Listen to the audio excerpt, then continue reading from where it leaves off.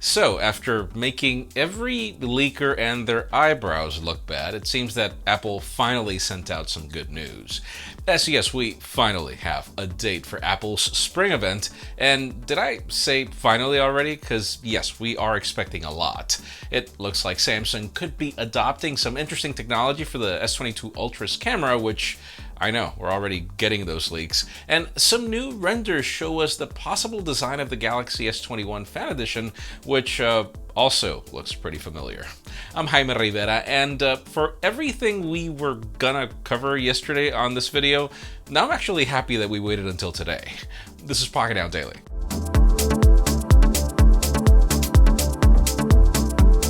The official news today begin with deals, as you've come to expect. And don't worry, we got rid of the obvious ones given how Apple is just about to refresh some of their lineups.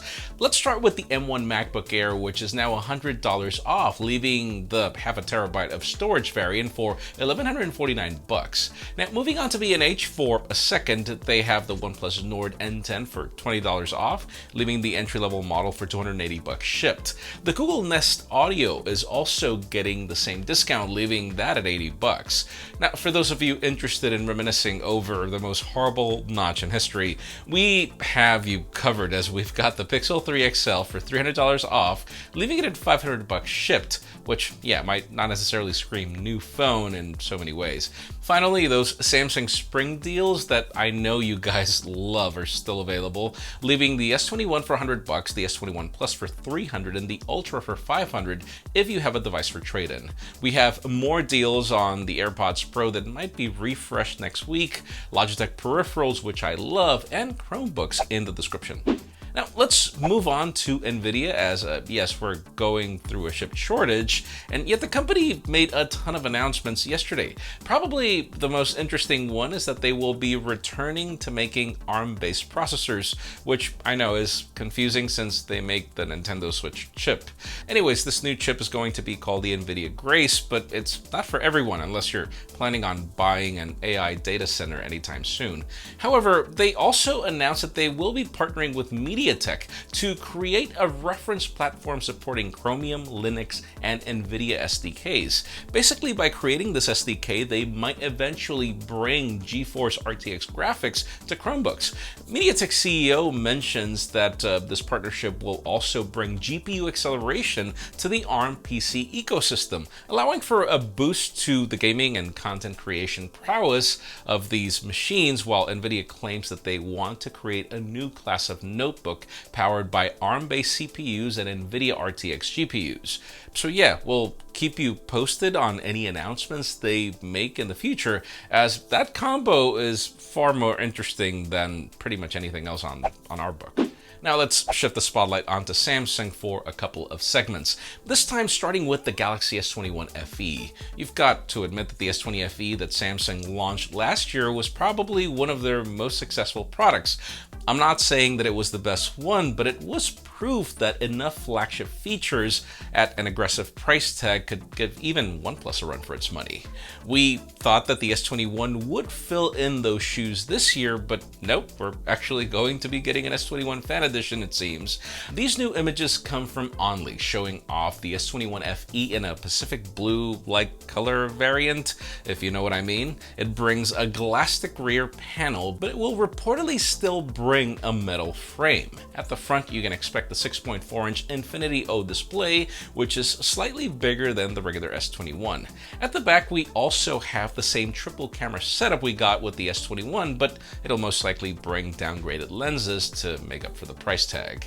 We don't have much information on what specifications we can expect, but the price tag will reportedly be somewhere around the $700, which is why we thought that the S21 would be it. We'll see. Now let's keep talking about Samsung, but moving all the way up to the Galaxy S22 Ultra and its camera. Notice the time of the year that it is and no Galaxy Note rumors, which definitely just reminds us that the next flagship to expect is probably a year away that's not a foldable. If you remember, last year Apple introduced sensor shifting image stabilization with the iPhone 12 Pro Max, which is actually the in-body stabilization we currently have with mirrorless cameras like the A7S III that I currently mainly use for this video.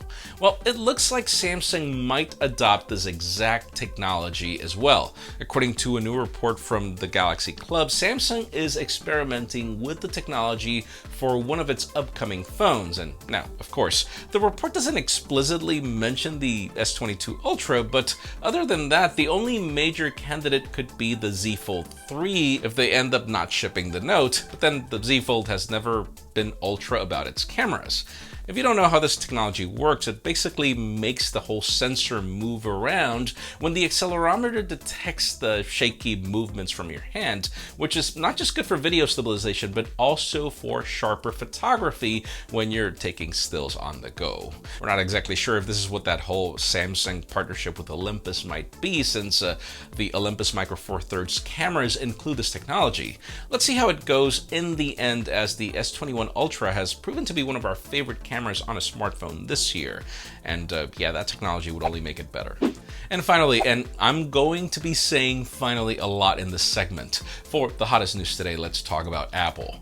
Last night we had a leak from none other than Siri, where if you asked her when Apple's next event was, she would tell you that it was April 20th, but there were no invites and Apple's website was not showing anything. Well, now, after tons of missed leaks and speculations, we have an official invite for an event happening at 10 a.m. Pacific on April 20th with the caption "Spring Loaded." And with the amount of products we're expecting, it actually does sound loaded. Doing a little bit of a recap, we're expecting AirTags to finally be released after 2 years of leaks. We should also be getting iPad Pros that feature mini LED displays, along with also an iPad mini that should be getting a larger display on a similar chassis. I would also really love that iPad mini Pro to become a reality here, but rumors seem to be a bit far-fetched about that. Now, other than that, another product that might not happen at this event is the third generation AirPods. They're reportedly going into production until Q3, even if the black market already has the leaked design on sale. And finally, the redesigned iMac might also make an appearance here, and that might also mean that we're getting some new Apple Silicon chips. But with the chip shortage, I don't know, who knows?